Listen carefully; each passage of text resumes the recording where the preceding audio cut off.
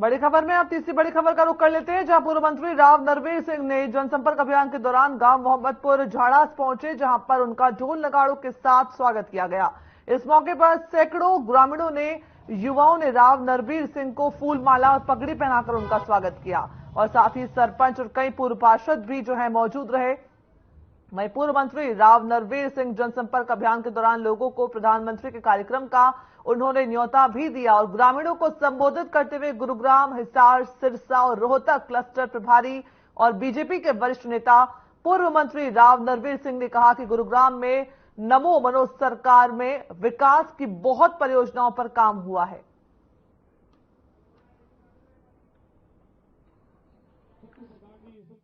कल यहाँ माननीय नरेंद्र मोदी जी की पड़ोस में जनसभा है। एक तो जनसंपर्क अभियान और एक मोदी जी की रैली का निमंत्रण देने के लिए आज मोहम्मदपुर गांव आया और गांव के भी प्रोग्राम है, उसमें भी निमंत्रण देने जा रहा हूँ। लोगों का उत्साह ये बता रहा है कि आने वाले समय में लोकसभा के चुनाव नजदीक है और मेरा ये मानना है कि जो नरेंद्र मोदी जी ने नारा दिया आपकी बात 400 पार, उसको ये गुड़गांव लोकसभा भी पूरा करेगा। भारी बहुमत से भारतीय जनता पार्टी का प्रत्याशी यहाँ से जीत के जाएगा।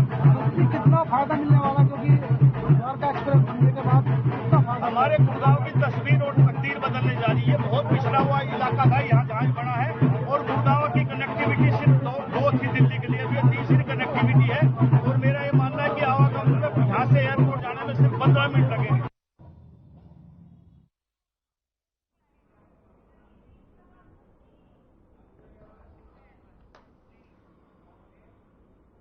और इस खबर पर ज्यादा जानकारी के लिए विजेंद्र कुमार हमारे साथ जुड़ गए हैं। विजेंद्र कुमार जी, बड़ी खबर में बहुत स्वागत है आपका। द्वारका एक्सप्रेसवे का जो है उद्घाटन होने वाला है, प्रधानमंत्री नरेंद्र मोदी वहां पर शिरकत करेंगे, उद्घाटन करेंगे। कितनी तस्वीरें जो है गुरुग्राम की अब बदल सकती है?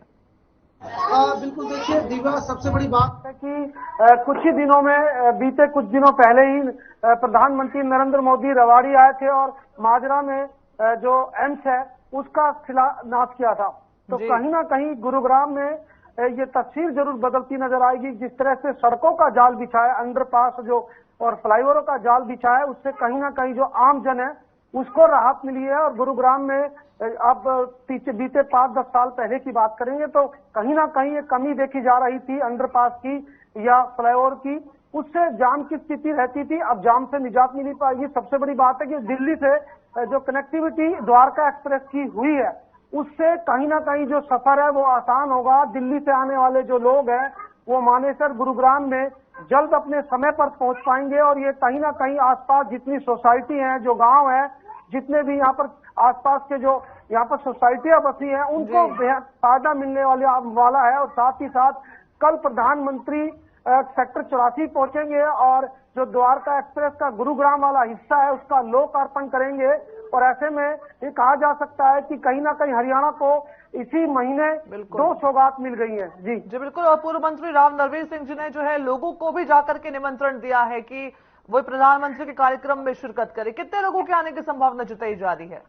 बिल्कुल, देखिए पूर्व मंत्री राव नरवीर की माने तो उनका कहना था कि लगभग 50,000 से ज्यादा लोग यहाँ पर शिरकत करने पहुंचेंगे। ऐसे में गांव-गांव जाकर जनसंपर्क अभियान के तहत वो लोगों को न्योता भी दे रहे हैं, लोगों से मिल भी रहे हैं। और साथ ही साथ उनका ये भी कहना है कि जो द्वारका एक्सप्रेसवे है उसकी मांग है, उन्होंने नितिन गडकरी के समक्ष रखी थी, उसके बाद उस पर विचार किया गया था, उसके बाद इस मांग को मान लिया गया था। अगर आज की बात करें तो 9600 करोड़ की लागत से ये जो द्वारका एक्सप्रेस है उसका निर्माण हुआ, जिसका कल लोकार्पण करने प्रधानमंत्री नरेंद्र मोदी पहुंच रहे हैं। और उसी को लेकर पूरी तरह से तैयारी कर ली गई है। जिला प्रशासन ने पूरी तरह से तैयारी की है। ड्रोन उड़ाने पर पाबंदी है और धारा 144 आसपास लगा दी गई है।